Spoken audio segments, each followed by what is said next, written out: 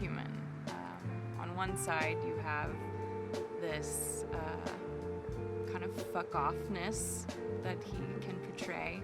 I like to hear the truth. I don't want anyone to sugarcoat life, and I think we all need a little more. We need someone to tell us to fuck off, and we need someone to tell us that we're not all unique and beautiful snowflakes.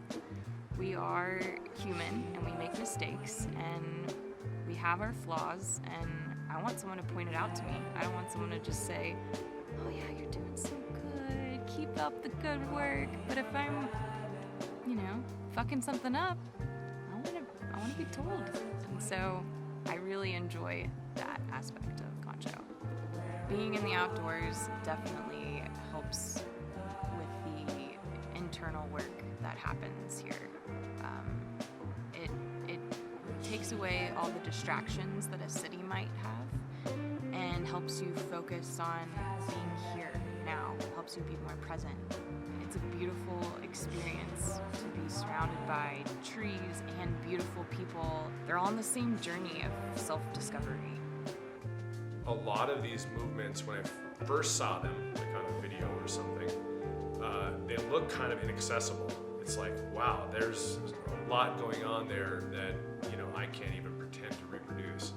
But then in the camp, he really is breaking it down, so a lot of these really aren't that complicated. You just need the right steps.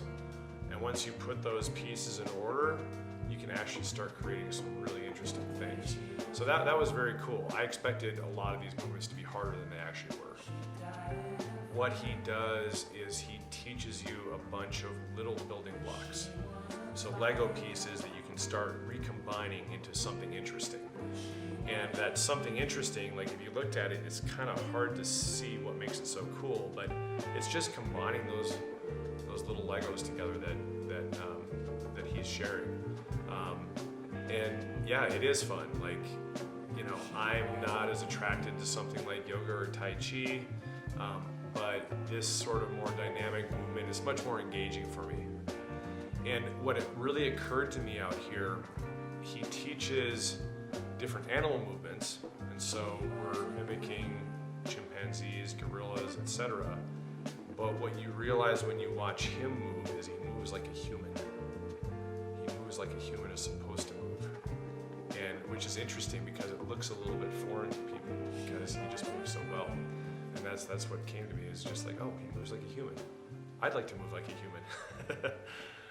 Moving like a human would have both an element of control and effortlessness in it. So there's an intentionality about accomplishing what you want to accomplish, but it's not like you're fighting the world in order to do it or fighting your body. And I think a lot of us are kind of in war with our body rather than in alignment with our body. And that's what I noticed with his movement. So here at Budokon, we have all kinds of different spaces, everything you want it to have. There's a space for intimate conversations, and there's a space where the whole group can dine and talk and laugh together. There's space where we can all run around like wild animals together. There's a beautiful little dojo, which is where we do most of our mobility work, the jiu-jitsu and stuff, and because you gotta have the mats for when you start rolling.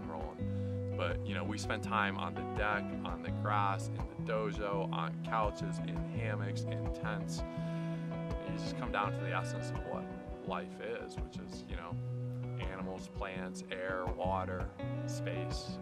And time just kind of melts. You lose time, and it's fucking great. It's great. So, one of the pillars of Budokon is mind science. Concho believes very strongly, and I do as well, that it's not good enough to do a handstand. I think he said literally, you can do a handstand and still be an asshole. And that's such an important point. It's like, at the end of the day, we're humans before we're athletes and movers.